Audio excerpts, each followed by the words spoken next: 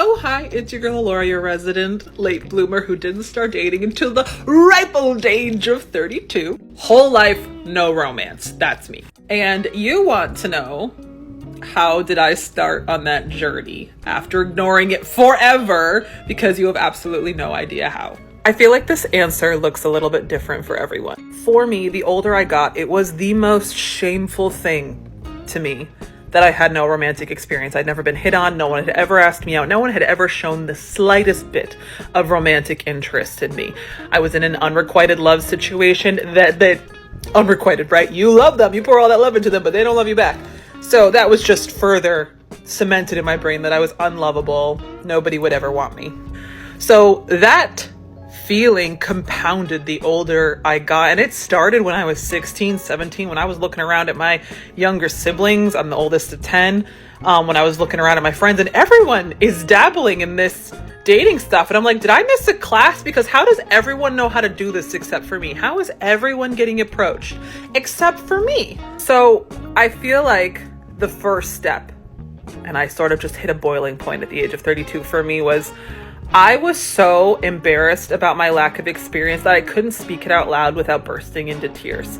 My closest friends knew this about me. My family knew this about me. But if you were an acquaintance or someone in conversation with me, I got so good at faking talking about relationships. I have fake talked about having an ex before, dating, like dating's the worst. Like I got so good at the lingo that nobody ever knew this about me. Okay. Like I call myself a social chameleon. Like I can adapt in any situation.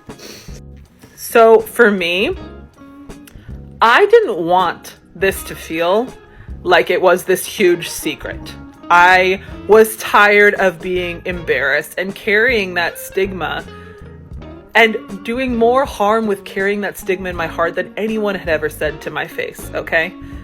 I just didn't want it to be this big revelation anymore. So the way I overcame it was by making it so that it was no longer hard to say.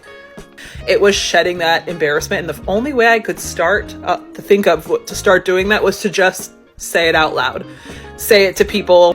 I was going to start saying it to coworkers if it came up in conversation. I was going to start saying it to family members. And I just wanted to own it. I wanted to take away the embarrassment. And it's now something that is just a statistic about me, like my height or the fact that my hair is brown. It's just a part of me. It's nothing that has a negative connotation or a positive connotation. But that was my first step, was I had to accept that this is what I was. There was nothing wrong with me. It was just my experience. And not only that experience is actually a pretty common one, okay? The next step was deciding, okay, it's scary, okay? But I'm going to commit to trying to date. I've tried before on the online dating apps where I would download an app, try it for 2 weeks, get overwhelmed, by the creepiness, by the process, by the fact of putting yourself out there, or the blow to your self-esteem when you don't get any attention is also equally devastating. But I decided this time I was going to give every connection I made my all. I was going to put all of my effort into sustaining conversations. And if somebody asked me out, if there were no obvious red flags, I was going to say yes. Those were my first 2 steps. My mother likes to say that I went from having a do not disturb sign on my forehead to just being open to what life has to offer. I don't know that it's that simple. That kind of takes away the context of all the hurt and embarrassment and shame that I've been carrying around for years. And the fact that no one ever approached me. I had to go on a freaking manhunt. And it was scary. But everything did change because I decided to do that. So I don't know if that helps, but that's how I started. I find this video very comforting in the sense of someone who watches this might relate to it, and there might not be a lot of people out there. When you're younger, you might have held a boy's hand and you can class that in that category, whatever. But some women might just look at that and be like, oh my god, I'm not alone. And she's very open and she's very honest and she's still smiling. I'm hoping that she has now had a date or something, just so she can experience herself. But I think it's very nice to know that there's people out there for other people who might be feeling in the same situation. I feel like that is very true, that some women may think it's embarrassing, like my age, there's people who have like kids now, or like they're engaged, or they've moved in with their partner or something, and it's like you look at it and you're thinking, oh my god, that's so embarrassing, like why have I not done that yet?